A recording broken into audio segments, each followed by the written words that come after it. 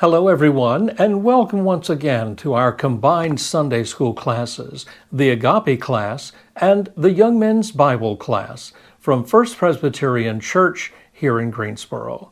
I'm Lane Reidenhauer, and we're so glad you're able to join us today virtually as we gather together to worship and study on this Sunday, February 21st, the first Sunday during the season of Lent. Lent began, of course, last Wednesday, on Ash Wednesday. The term Lent comes from the Middle English term lengthen, which means literally lengthening, and it refers to the lengthening of the days in the coming spring. The 40 days of Lent represent the time that Jesus spent in the wilderness, enduring temptation and preparing for his upcoming ministry. During Lent, we typically encounter some very beautiful hymns about a not-so-beautiful subject, that being the cross. Today's hymn, When I Survey the Wondrous Cross, was written by one of the great English hymn writers, Isaac Watts, in 1707. Now, during this time period, most hymns, the text for most hymns, were taken directly from the Psalms, or perhaps a paraphrase of the Psalms. There was no original writing. But Isaac Watts was a bit of an innovator, and over the career of writing some 600 hymns, he moved away from just quoting the psalm texts and wrote his own poetry, which was quite deep and quite beautiful and quite meaningful. It wasn't just simple verse.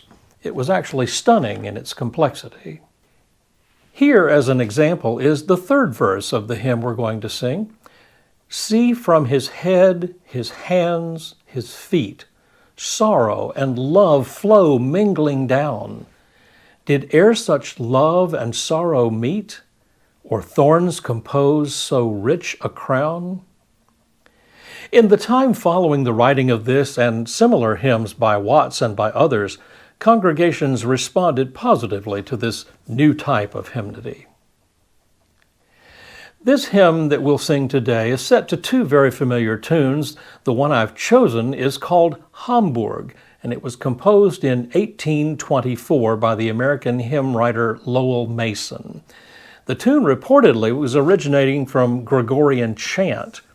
Mason was a leading figure in American church music. He wrote some 1,600 hymn tunes, and later in his life he was named the music director of the Fifth Avenue Presbyterian Church in New York City. As always, I'll put the words up on the screen and I'll invite you to sing along with me as we begin our Lenten journey. When I Survey the Wondrous Cross.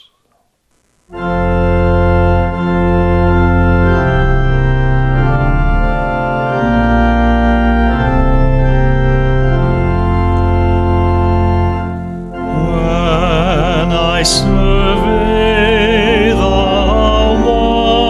wondrous cross on which the Prince of Glory died.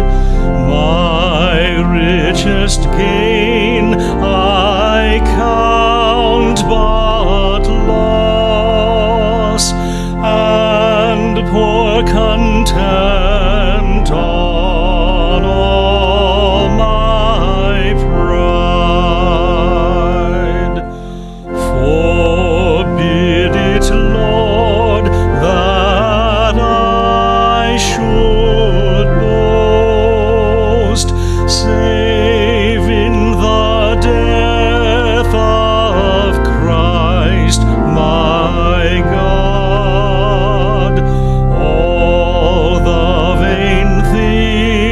That charm me most, I sacrifice them to his blood.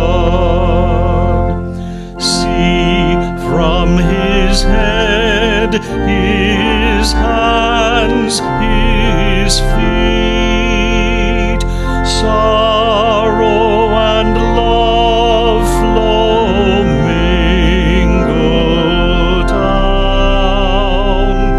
Did e'er such love and sorrow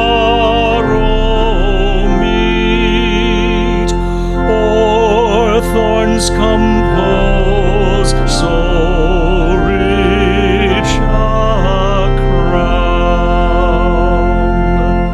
Were the whole realm of nature mine, that were an offering far too small.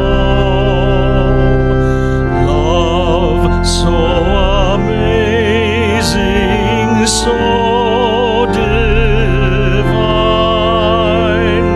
demands my soul, my life, my all.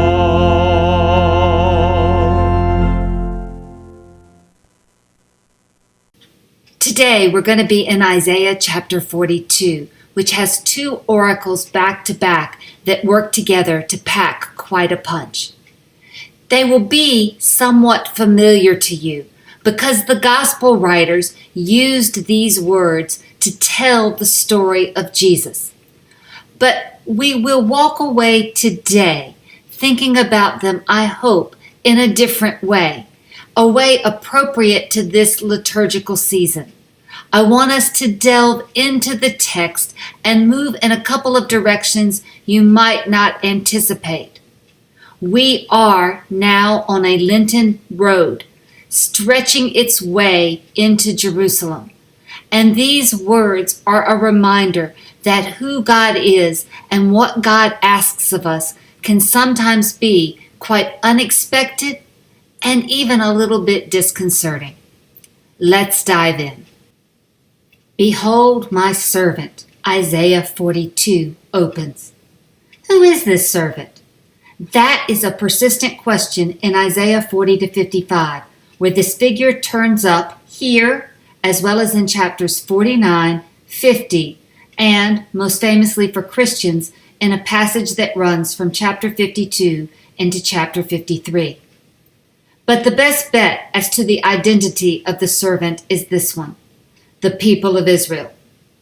I recognize that the pronouns used to reference this figure and the verbal roots that describe the servant's activity are masculine singular.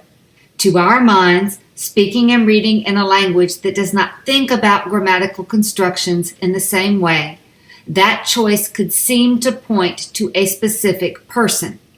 But that is not necessarily a limitation in the Hebrew, and I want you to hang with me and see how this argument I'm creating develops. Look at how the servant is described in this first verse. The one I support or uphold, my chosen one, delighting or pleasing my being. If the servant is in fact the people of Israel, they were most likely at this point in history not feeling as if this is the most accurate assessment of the relationship with God. How could Israel be said to experience the support or to feel as if they were upheld with the city of Jerusalem and the temple of God in ruins? If God is pleased or delighted with this people, why did their parents, their grandparents, endure such brutality? Why were they still living in strange lands? But the verse is not done yet. The servant is further depicted in these words: I have placed my spirit upon him.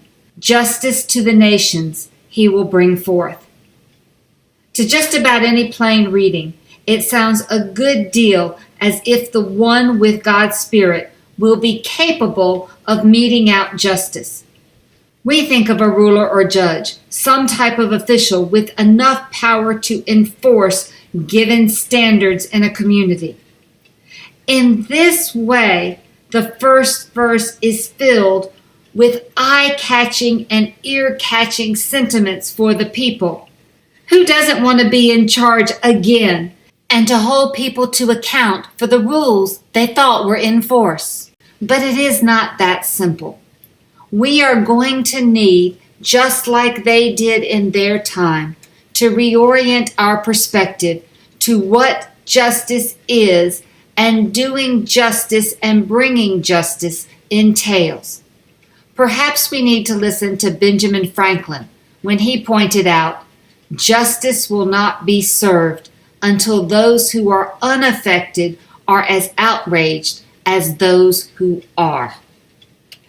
That is, justice is not about a top-down delivery of supposed fairness or equity. If it was, you would always be dependent on the perspective of those persons who are in power at any given time. They would be the determiners of what constitutes justice. And we know from history across many times and many places that this perspective always, inevitably, misses something important. And that something is typically what those on top cannot see from their vantage point. To illustrate, I think of a famous feminist tale that was in a 1902 book. It is about a woman who wanted to be on the side of women working in department stores. And the photograph on the left is Marshall Fields in Chicago, actually in 1902. This woman was gathering signatures for a petition, even though she did not work outside of the home herself. She was moved by the exhaustion of the women who had to take on these roles, and she encountered them in her life. She believed in doing what she could to help these women. What she wanted was for management to make available seats for the women workers to occasionally perch on during their 10-hour shifts. That's a reasonable enough request, right? But then, when she was asking an acquaintance for a signature, the acquaintance asked the woman a simple question. How many hours a day does your maid stand on her feet? The woman was somewhat taken aback, and she hazarded a guess of, maybe 5 or 6 hours. But that acquaintance continued to press. Well, when does she get up and begin work? The woman said, 6 a.m. And when does she go home? The woman said, sometimes around 8. Well, that's 14 hours, her acquaintance says. Well, she can sit doing her work, the first woman replied. Really? Her acquaintance said. Washing, ironing, scrubbing, making beds, cooking, washing dishes, much of which also will require going up and down the stairs. You can really sit and do all of that? It seems to me, the acquaintance said, her situation, that is, your maid's situation, is even more pitiable than that of the store clerk. Now, while this first woman was made in this story to see something that was not visible to her, the story doesn't end there. The acquaintance still insisted on signing the petition, because for the acquaintance it was not a matter of who was more pitiable, it was a matter of justice for all who needed better working conditions. Something like that is happening in Isaiah. The one who is enacting justice is not the person passing out edicts, but the one who truly transforms the way people see their world. And to have one's eyes on the ones who often go unseen is something that takes considerable effort, because we live in ways that teach us to avert our eyes. That reality is what makes the next phrases of this oracle truly profound and unanticipated. The prophet is going to say of this servant, he will not cry out, nor will he lift up, nor will he make heard in the street his voice. A crushed reed he will not break, a dim wick he will not quench, for faithfully he will bring forth with justice. Let's take a look at this more closely. The servant being described here is not loud or demanding. Indeed, the servant is the kind of person that is usually not even on the radar of most people. And that position is one with which the people of Israel could now identify. There was nothing in their current environment, under the rule of a vast empire, that would indicate in any way a position powerful enough to bring forth anything, much less to enact justice. But I want to suggest a different understanding of the verb yatsah, which is translated here at the bottom to bring forth. Typically, we're going to think of bringing forth as something active. You're making something happen. This construction, however, can be read differently. The work of this servant is not to make a scene or to rebel.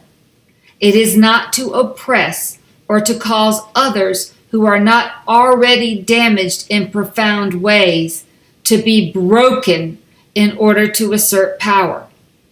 And it is not to extinguish the light of others who are barely surviving as it is.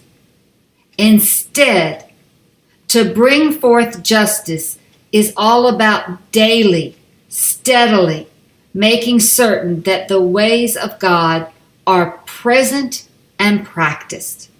And to do that means to be on the side of the weak and the vulnerable and the hurting, because it is there that the need for justice is real, and one brings it to visibility by acting on it. To help us grasp this way of thinking about justice, I would direct you to the philosopher Cornel West, who tells us, never forget that justice is what love looks like in public. That's a thought that's worth pondering for a while. The continuation of the Isaiah oracle makes it clear that this work is not easy. In fact, we hear that the servant will not falter or be crushed until he has established in the earth justice. For his law, that is, God's law, or God's way, the coastlands are waiting or hoping for.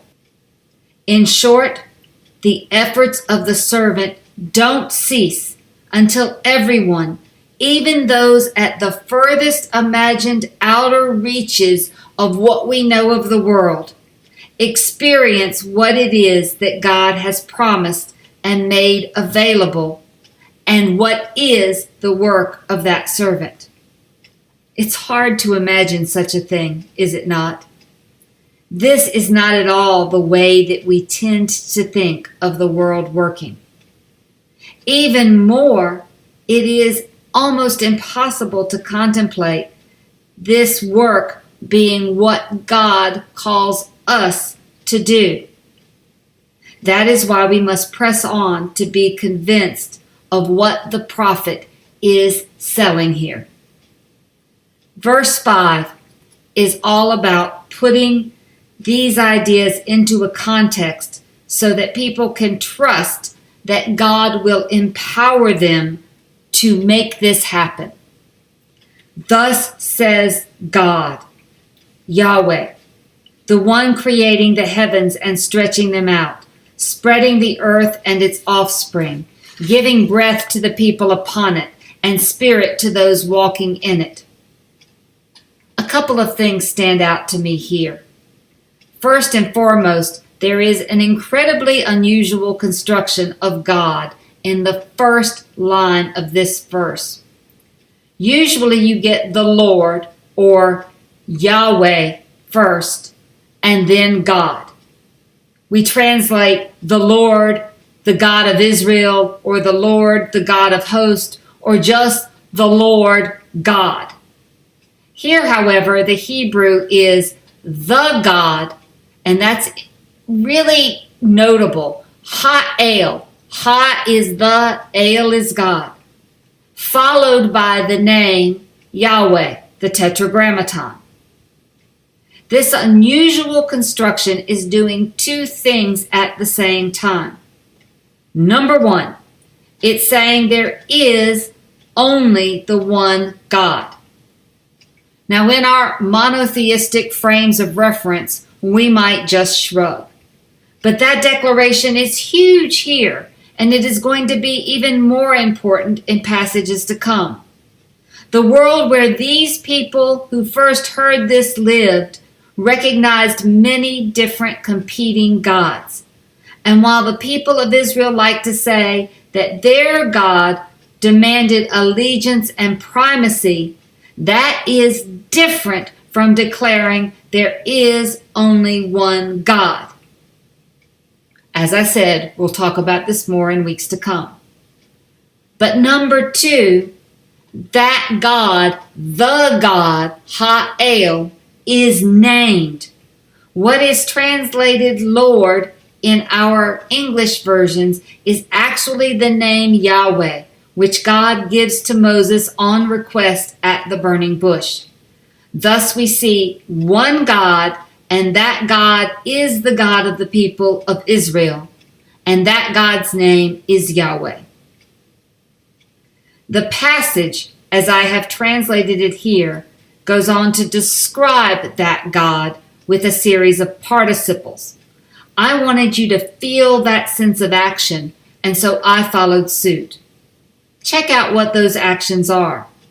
Creating the world and bestowing the gift of life. That is, this activity is nothing that is confined to one region or locality.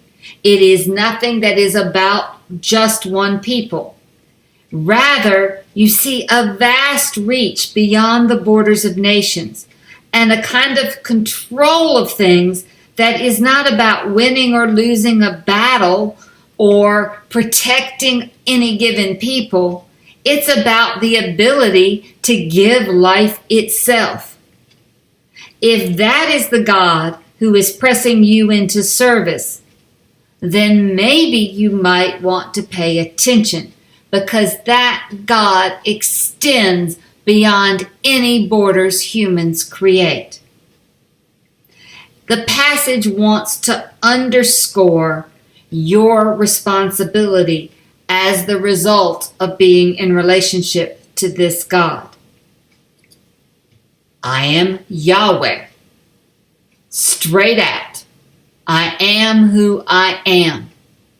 Then it says, I called you into righteousness. I want you to notice that this is the first of 4 first-person verbs. So this God is making some declarations about what this God is doing. And I called you into righteousness is the first one. That's a literal read. What does it mean? Righteousness typically suggests a just cause, what is fair, what is good. But the word is also used for a just weight or a fair balance. That is, if you are engaged in a transaction and you need to weigh things out, you want the weight to be a fair one so that you're not cheated. That's the image I encourage you to think about here. I have called you to be the standard of accurate measure. I will strengthen your hand comes next. Some translations talk about I will hold your hand, but I don't think that's quite right. This is more making certain that your hand is steady and powerful and ready to do what is necessary. Now remember, this is a word that comes to a people who have not at all been strong or felt strong in their own eyes for a good while. Thus it is a reminder to them that they have at their disposal already the resources they need to spring into action. Here comes the third one. I will guard or watch or keep you. The short version, I have your back. You are not alone or isolated. You don't have to be constantly wondering what's going to come up behind you. I am keeping watch over you. Finally, I will give you as a covenant people, as a light to the nations. Israel had conceptualized the covenant to be mostly about them. That is, what they had to do in order to be the people of God. God is reimagining that covenant. It's not simply about God and the people of Israel. It is also about the people being something more. The young writer from the Holocaust, Anne Frank, says it best when she wrote these words. Look at how a single candle can both defy and define the darkness. I chose this quote because, to me, it's right on point with what the prophet is saying. The servant people are taking a stand against all that is darkness in the world, daring to shed even the smallest sliver of light up against that darkness, and thus showing the darkness to be what it is.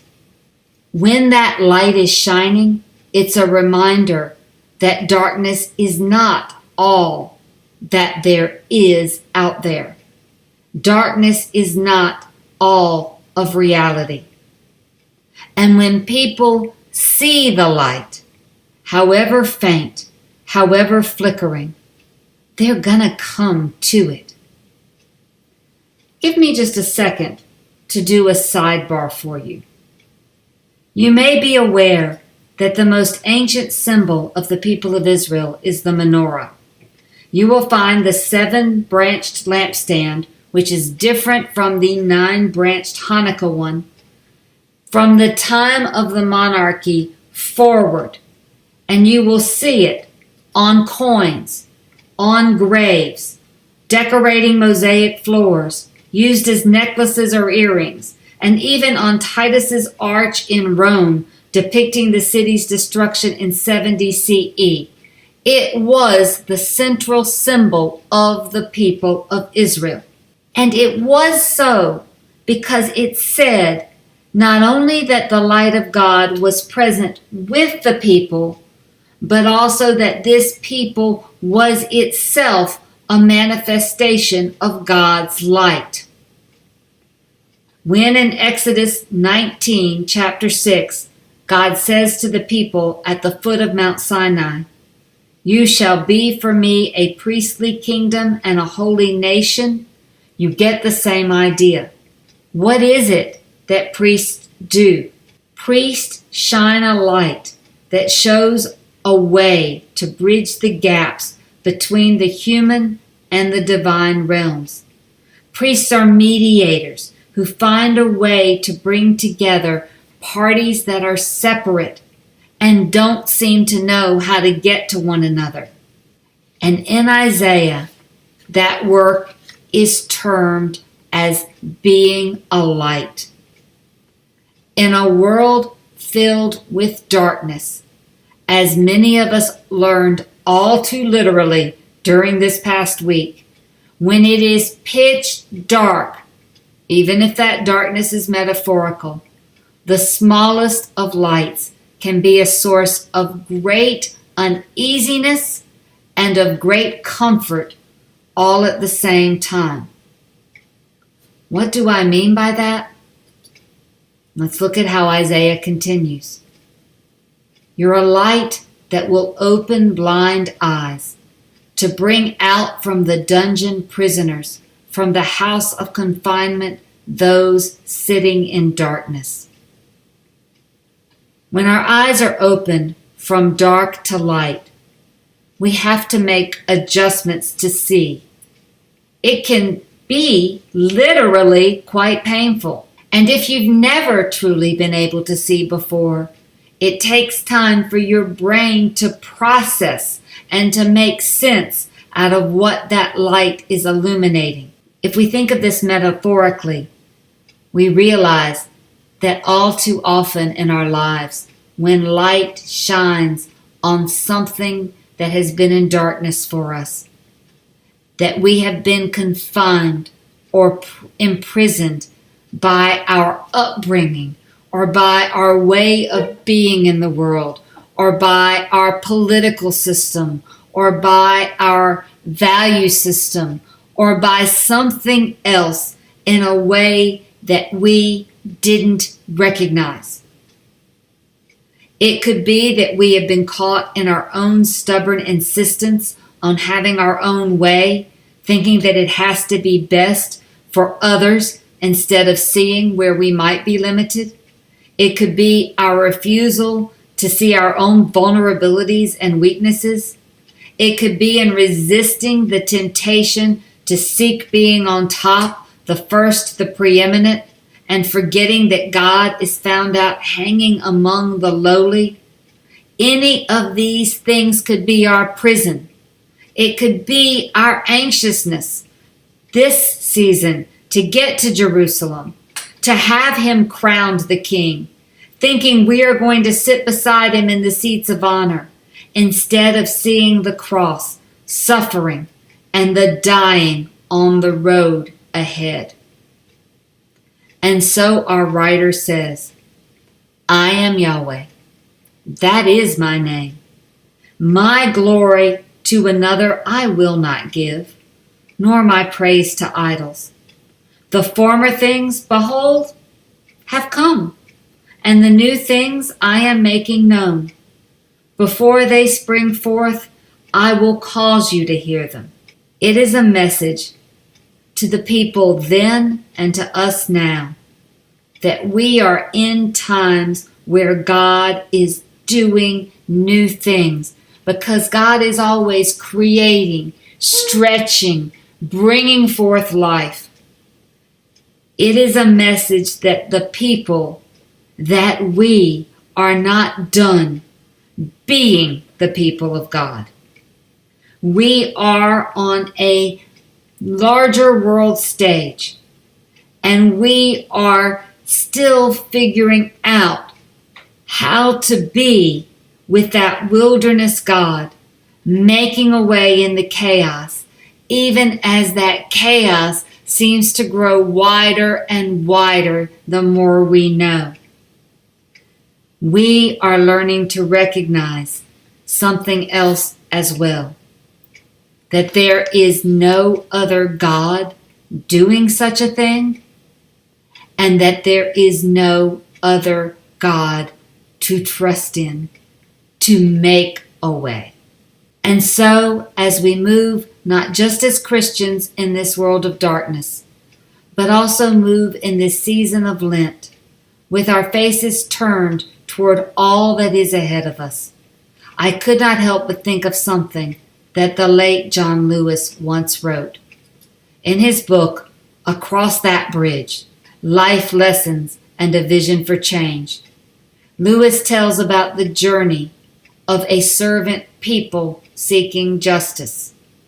He says, take a long, hard look down the road you will have to travel once you have made a commitment to work for change. Know that this transformation will not happen right away. Change often takes time.